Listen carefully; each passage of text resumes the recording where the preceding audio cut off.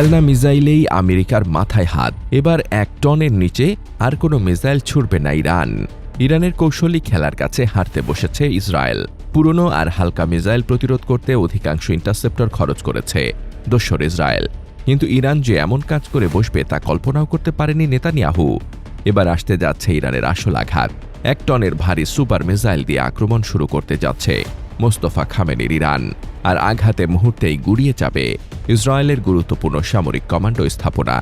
চলমান যুদ্ধের মধ্যে ইরান জানিয়েছে ভবিষ্যতে তাদের ছোড়া মিসাইলগুলো হবে আগের চেয়ে অনেক বেশি শক্তিশালী। 1 টনের কম ওয়ারহেড বহন করতে পারে এমন কোনো মিসাইল আর ব্যবহার করবে না তেহরান।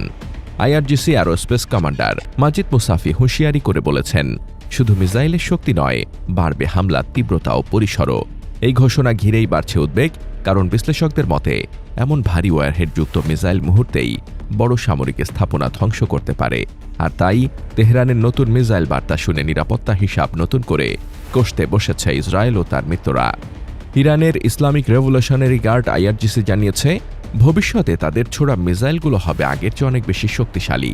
আইআরজিসির অ্যারোস্পেস কমান্ডার মাজিদ মুসাফি স্পষ্ট ভাষায় বলেছেন, এখন থেকে ইরানের মিসাইলগুলো অন্তত 1 টনের বেশি বিস্ফোরক বহন করবে। এর মানে ভবিষ্যতের হামলায় বিস্ফোরণের ক্ষমতা এবং ধ্বংসযোগ্য দুটি হবে অনেক বড়। মুসাফি আরও হুঁশিয়ারি দিয়ে বলেন, শুধু মিসাইলের শক্তি নয়, বাড়বে হামলার তীব্রতা এবং পরিসরও। অর্থাৎ সামনে ইরানের হামলা হতে পারে আরও বিস্তৃত, আরও বেশি লক্ষ্যবস্তুতে। বিশ্লেষকরা বলছেন, এই ঘোষণা কেবল সামরিক বার্তা নয়, এটি সরাসরি চাপ তৈরি করছে আমেরিকা ও ইসরায়েলের ওপর। কারণ গত কয়েক বছরে ইরান তাদের ব্যালিস্টিক মিসাইল প্রযুক্তিকে এমন পর্যায়ে নিয়ে গেছে যা মধ্যপ্রাচ্যের প্রায় পুরো অঞ্চলকে কভার করতে পারে।